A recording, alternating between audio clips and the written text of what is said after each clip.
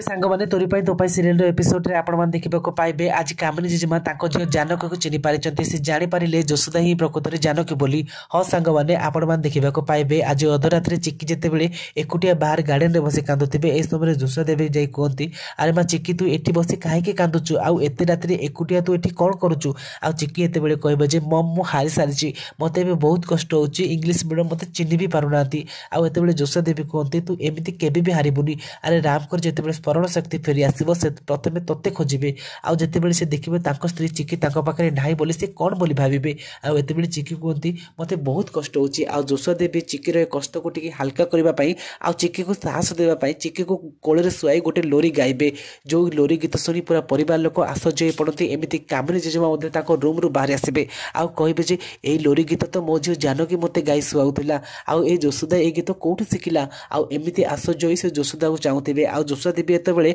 पूरा फिल्ड सहित ए गीत को अनुभव कर गाई से चिक्की को शुआऊे आउ पूरा परिवार लोक भावुवे जे ए गीत तो आम जानकी गाउला आते जेजेमा कहती तुम शुणिपार